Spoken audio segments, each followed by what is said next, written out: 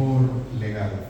Gracias por la oración, porque la verdad que sí, este es un tema que se tiene que abordar con mucha oración, el tema de los matrimonios mixtos, de las familias en los que uno cree, el otro no, o uno es de un origen de una tradición, el otro de otra tradición, y cómo abordar esta familia. Y tenemos un ejemplo maravilloso allí de una familia así, una familia mixta, y de ahí salió uno de los pastores del Nuevo Testamento, que estamos hablando hace 2000 años. Para meterse a ser pastor era gente valiente, que estaba dispuesto a que fuera perseguida, encarcelada o hasta llegar hasta el martirio. No era una profesión como cualquier otra, entonces Timoteo, aún con todo eso, valientemente toma el llamado a ser pastor hace 2000 años.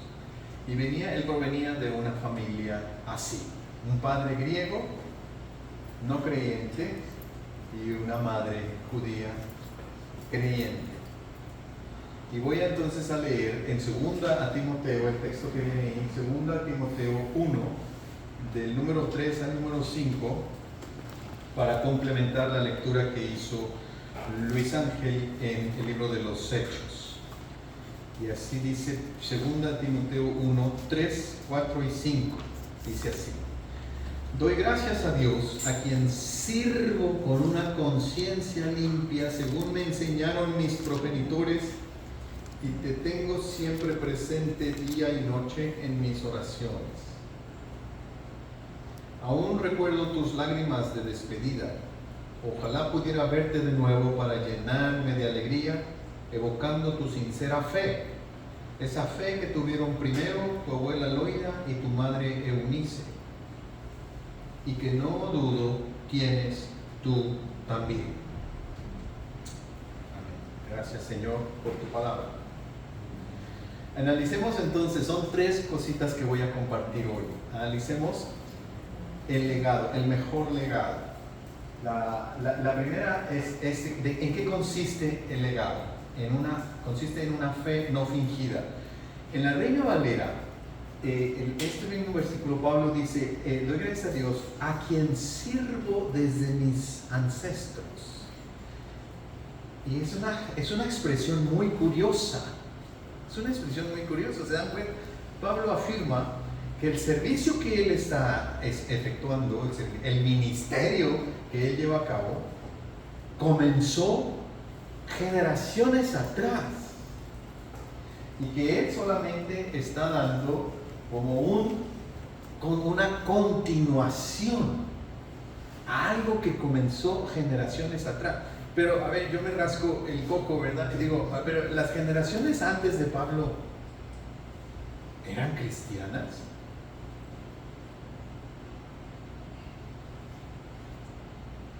Obviamente no, porque el cristianismo comenzó apenas en la generación del apóstol Pablo. Pero él afirma que desde sus ancestros, generaciones atrás, se comenzó a servir a Dios, y que él está continuando un servicio que él no comenzó, él no inauguró, sino que viene de generaciones atrás.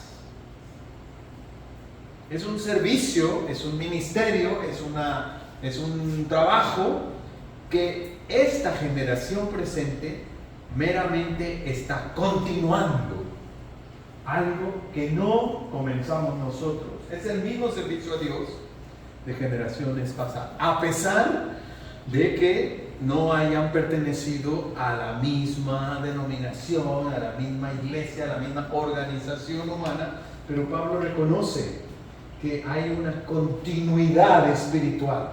Ahí es cuando, por ejemplo, yo me atrevo a reclamar para mí herencias que no son necesariamente protestantes. El día de hoy estamos celebrando la Reforma Protestante, ¿sí? Pero yo me considero heredero, ¿sí? Heredero de tanto de la raíz indígena, que ni siquiera conocía nada de Cristo, pero que ahí está toda esa riqueza, por ejemplo, de los poemas de Netzahualcóyotl, un rey de Texcoco que era poeta y que hablaba del dador de la vida, que alababa al dador de la vida sin conocer, era un Dios no conocido para él, sin conocer quién era ese dador de la vida. Dice, con flores escribes, dador de la vida, con cantos das color, con cantos sombreas a los que han de vivir sobre la tierra. Y solo el que te encuentra sabe vivir sobre la tierra. Le dio al clavo Nezahualcóyotl. Sin saber nada de cristianismo, dijo, solo el que encuentra al dador de la vida sabe vivir sobre la tierra. ¿Estamos o no estamos de acuerdo? Solo a la persona que encuentra al dador de la vida sabe vivir sobre la tierra. Tenía razón aquel sabio indígena. Y esa raíz está en nosotros. Ahí está en nosotros. Yo no puedo esconder el nopal que traigo en la frente. Esa es nuestra raíz. Y la otra, a ver, ¿qué tanto de protestante tenía Teresa de Ávila, Santa Teresa, cuando ella decía, nada te turbe, nada te espante? Quien a Dios tiene, nada le falta, solo Dios basta. ¿Tenía o no tenía razón la monja? Sí tenía razón. Sí tenía razón. Pero no era protestante. Pero esa está en nuestra raíz. ¿Me explico? Es por eso que digo que tenemos que aprender a reclamar este servicio a Dios, que no lo comenzamos nosotros, sino que lo estamos continuando y que proviene de generaciones anteriores. Y que ese es el legado de fe que hay que saber reconocer y saber aceptar. Bueno, adelante. Ahora, de madre a hija, a nieta, en el caso de Timoteo, nieto, madre, la abuela Loida, la madre Eunice, y luego Timoteo es la tercera generación, han recibido esta fe no fingida. Dice el texto que en Timoteo habita una fe no fingida. Y es porque hay una cierta fe que se imprime de corazón a corazón por el contacto cotidiano. Digo que es una cierta fe, porque no se trata, esto tomen nota los que están tomando nota, no se trata de la articulación de la doctrina, que esa es otra forma de fe, que esa no se transmite por contacto de corazón a corazón, sino que se aprende por el estudio, por la enseñanza, por el adoctrinamiento, por el aprendizaje, por la escuela dominical, por el estudio bíblico, por la catequesis. ¿Me explico? Esa es la articulación de la doctrina. Esa es otra dimensión de la fe. Pero la dimensión de la fe que yo me estoy refiriendo ahí es la fe como un conocimiento personal de Dios. Es la fe como una confianza personal en Dios. Es la fe como un compromiso personal con Dios.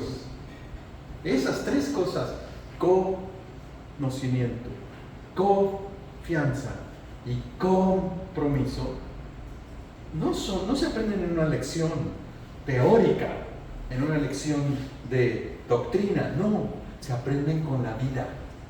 Y me encanta que las tres comienzan con ¿no?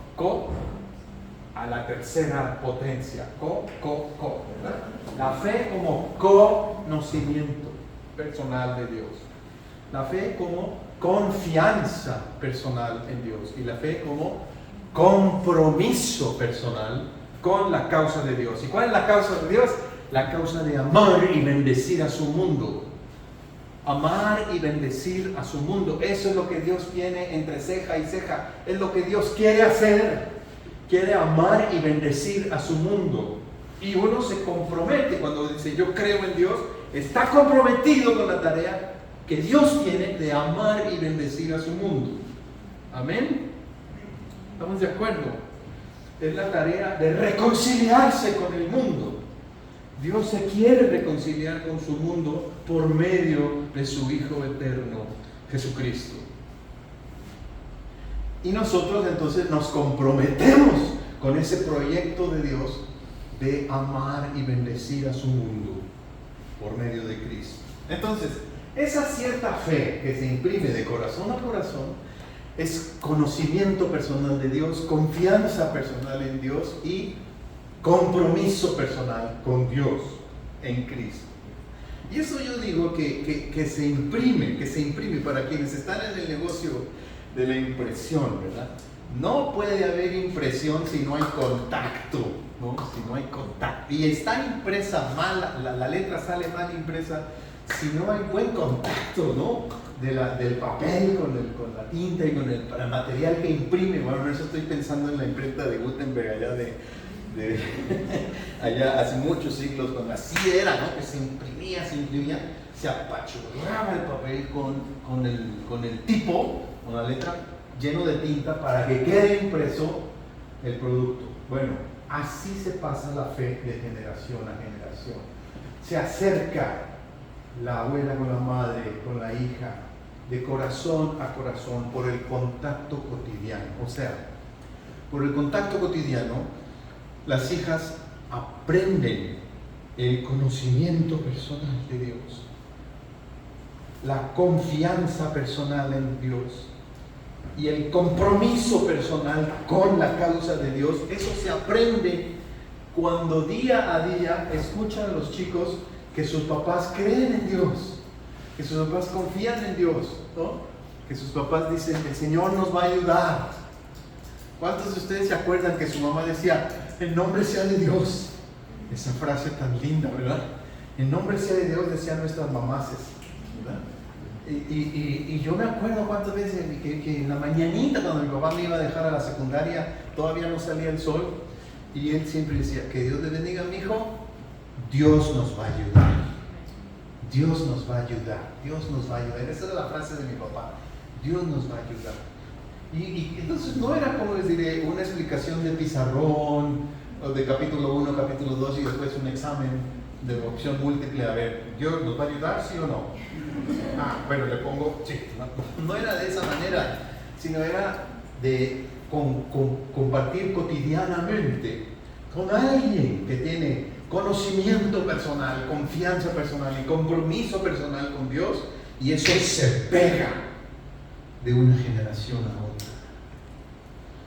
El corazón apachurra el otro corazón y lo imprime en el otro corazón. Y esa es mi oración, de que yo pueda hacerle eso a mis hijos, ¿verdad? Y no solo a mis hijos, a toda la generación joven con la que yo pudiera entrar en contacto. Y ahora, este legado, fíjense qué cosa tan interesante. Este legado, esta herencia, es un recurso para enfrentar el futuro.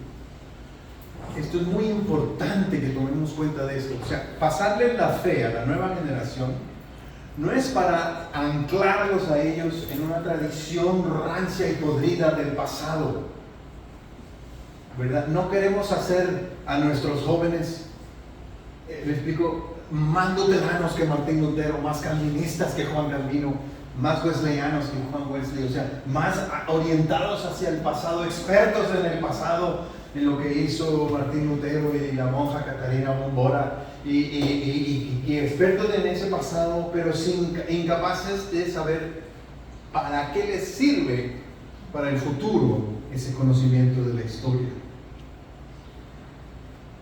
En nombre del Señor, ¿verdad? Esta semana voy a comenzar en Zoom, el miércoles a las 8, voy a comenzar una clase de historia abierta para la iglesia, para todos los hermanos. El Señor me regañó porque yo doy esa clase en el seminario metodista y luego me preguntó el Señor, ¿y al llegué qué le estás dando? El Señor, pues es que ellos ya me escucharon mucho. Entonces el Señor me jaló la oreja, me dijo, no. Dales eso que estás dando en el seminario, dáselos ahí a Gine. Y entonces, bueno, espero que ustedes puedan conectarse. Después vamos a hablar sobre historia, pero es una historia especial porque es la historia de los padres apostólicos, siglo II, y luego siglo III, los padres apologistas, luego siglo IV y siglo V, y hasta ahí se va a acabar el curso, del II al V, siglo II al V. un periodo interesantísimo de la fe cristiana que tenemos que aprender a recuperar, recobrar y reclamar como nuestro, ¿verdad? Bueno, eso es legado.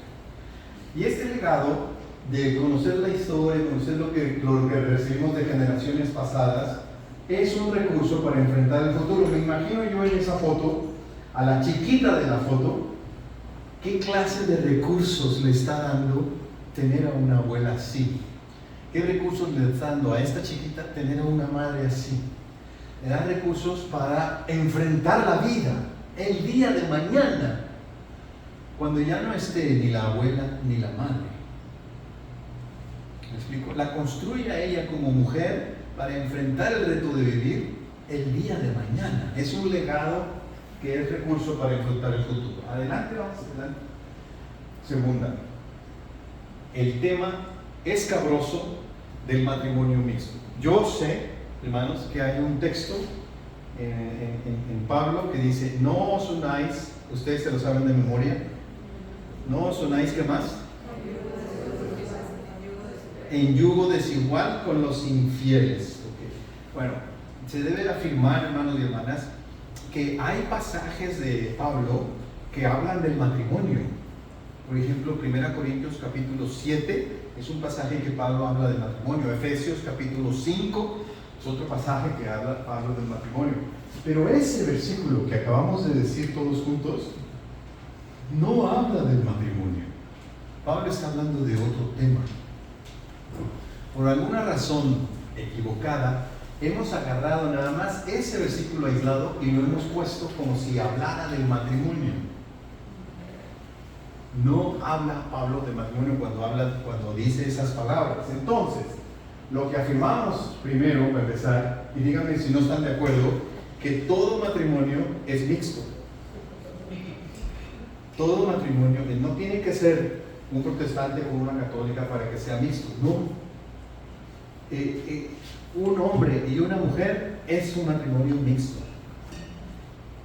porque vienen de mundos diferentes y no tienen que ser un africano y una árabe o un mexicano y una china. No, aunque sean los dos de Terán o que sean los dos de aquí de Tamaulipas, los dos de Tamaulipas, es mixto, porque simplemente la forma de vivir de una familia es distinta a la otra.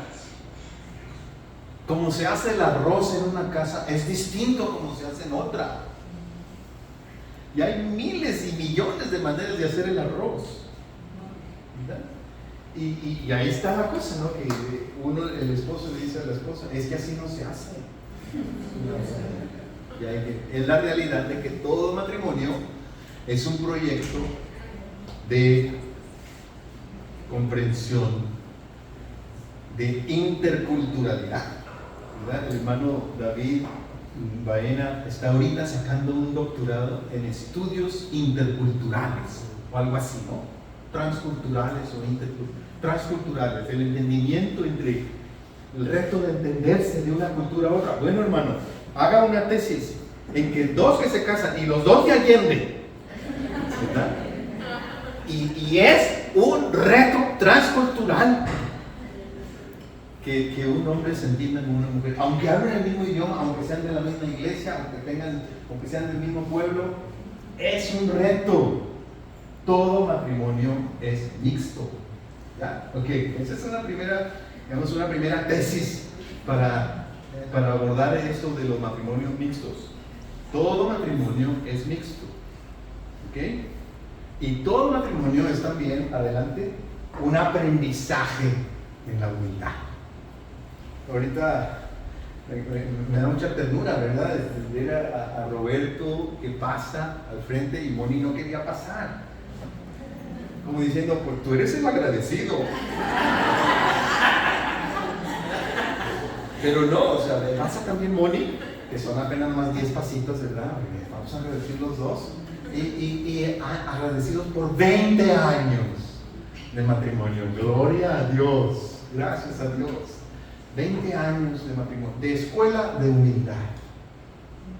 El matrimonio es escuela de humildad, porque yo tengo una manera de vivir, una manera de ver las cosas, una manera de organizar la casa, una manera de todo, yo, y tener que vivir con esta mujer que hace las cosas de otra forma, diferente. Ay, ay, ay. No, ¿para qué les cuento? Hay cientos de ejemplos, pero no se trata de eso. Vamos adelante con el tema. Aprendizaje en la humildad. Pero en Cristo hay bendición. Esta frase hay que subrayarla con marcador rojo, así, porque se trata de que en Cristo hay esperanza. En Cristo, los que entran al proyecto de vida de casarse tienen bendición. Tienen bendición. Aunque sea nada más uno de ellos.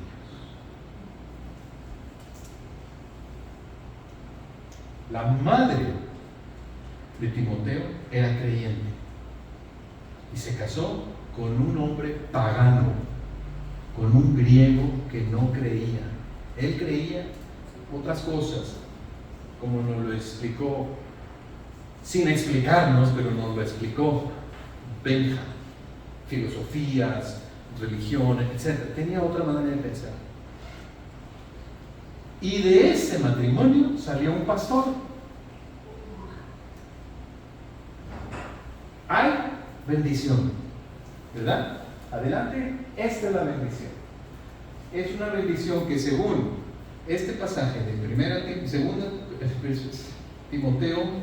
Corintios, adelante, por favor. 1 Corintios 7:14, y ahí voy a leer este versículo porque es un versículo importantísimo. 1 Corintios 7:14 dice así, la palabra de Dios: la razón es que tanto el marido como la mujer que no son cristianos quedan consagrados a Dios por sus respectivos cónyuges cristianos. Y de este modo, los hijos de ustedes ya están consagrados a Dios, son benditos, mientras que en caso contrario no lo estarían. Entonces dice 1 Corintios 7:14, lo leí en la versión de la palabra, pero me encanta como dice en la Reina Valera, que sus hijos son benditos, no malditos.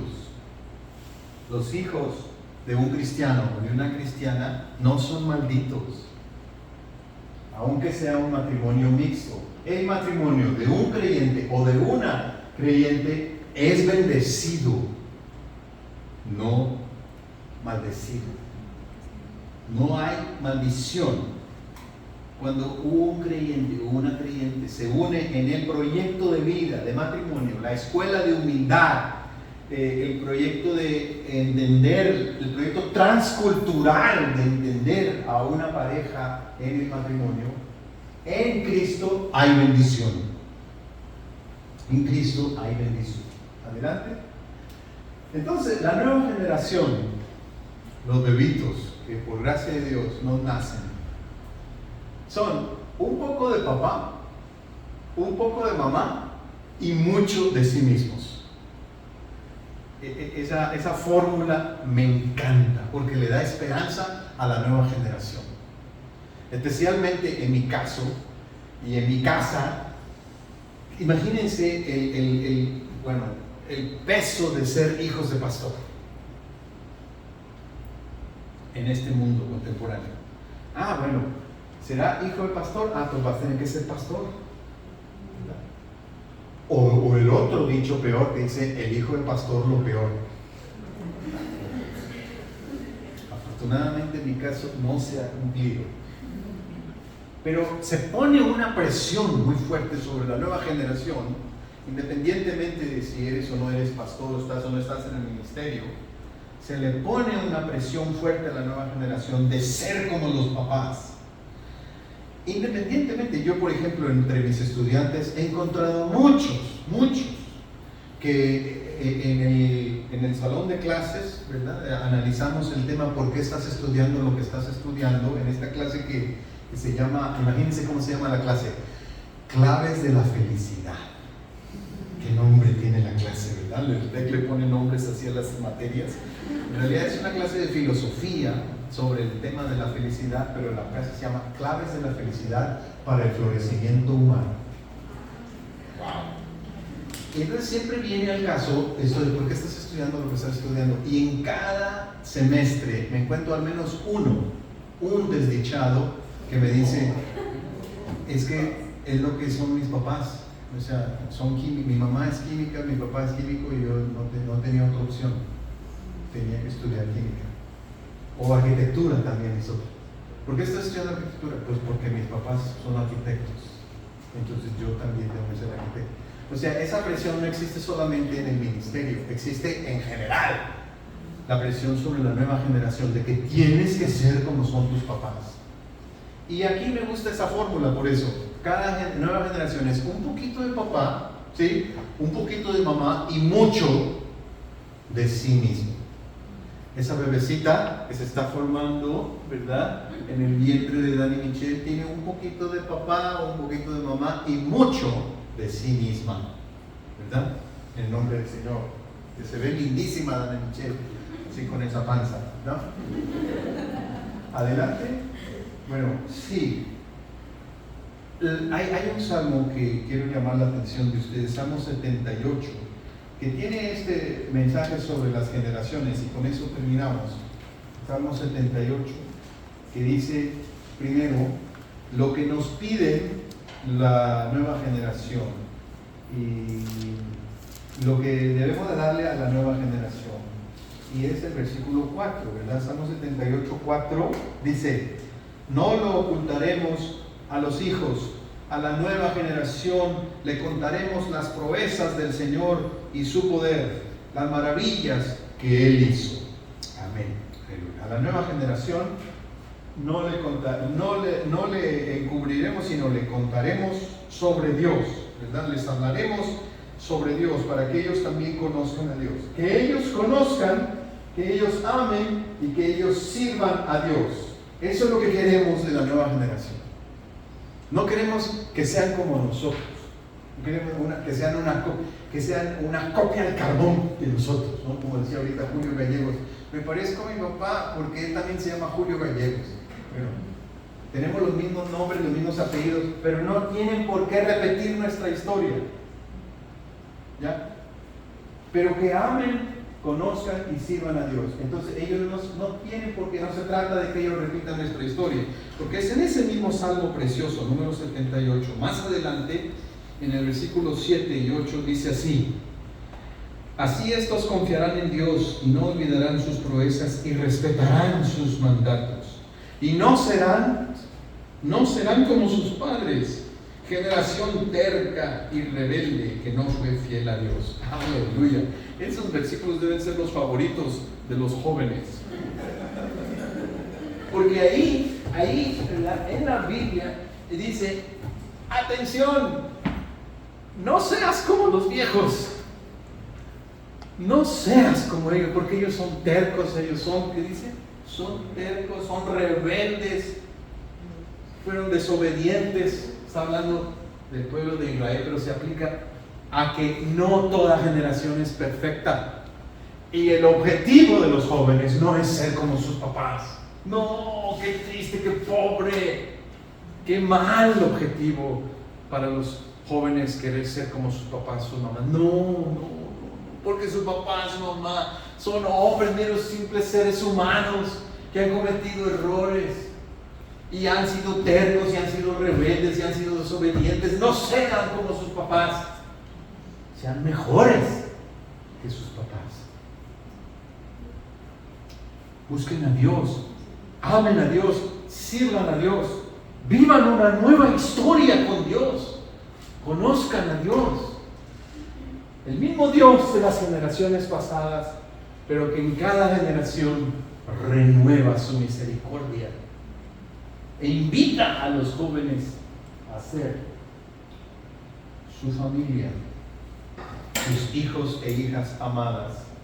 ¿Ya?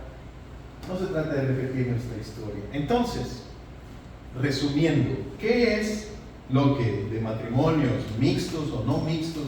Todo matrimonio es mixto. lo que la generación quiere. ¿Cuál es el mejor legado? Es este, ¿verdad? La nueva generación nos dice, y nos lo dice, esto que voy a poner, nos lo dice con el mismo volumen estridente, como cuando truenan las bocinas, subido de tono, subido de volumen, nos están diciendo esto. Por un lado nos están diciendo, imprime por favor, imprime tu fe, no fingida, en mí. La fe que es, como ya dije, conocimiento personal de Dios, confianza personal en Dios y compromiso con la causa de Dios, con la causa de amar y bendecir a su mundo, ¿verdad? Por favor, los jóvenes nos dicen, por favor, imprime ese tipo de fe en mí. Imprime tu fe no fingida en mí. Y lo otro, déjame ser. Déjame ser. Y los dos mensajes nos los dicen con igual volumen, con igual fuerza, con igual intensidad. Nos están diciendo eso los jóvenes. Enséñame a conocer personalmente a Dios, a confiar personalmente en Cristo, a comprometerme con el Espíritu Santo en su obra en el mundo. Enséñame por medio del contacto cotidiano, imprime tu fe no fingida en mí. Y lo segundo, por favor, déjame ser. A lo mejor traigo el pelo como a ti no te gusta, déjame ser. A lo mejor incluso me lo cambio de color. A lo mejor me pongo una ropa que no te gusta a ti. O a lo mejor incluso pues escucho música que a ti no te gusta. Déjame ser. Y estas dos tenemos que escucharlas, hermanos y hermanas, mis compadres y comadres de mi generación, escucharlas y atenderlas. Comprometernos, sí, con la tarea de imprimir la fe, una fe no fingida en el corazón de la nueva generación. Y comprometernos también con dejarles a ellos que vuelen, que corran, que descubran, que vivan, que conozcan la belleza de la gracia de Dios en todos los rincones del planeta y en todos los rincones de la existencia. Amén.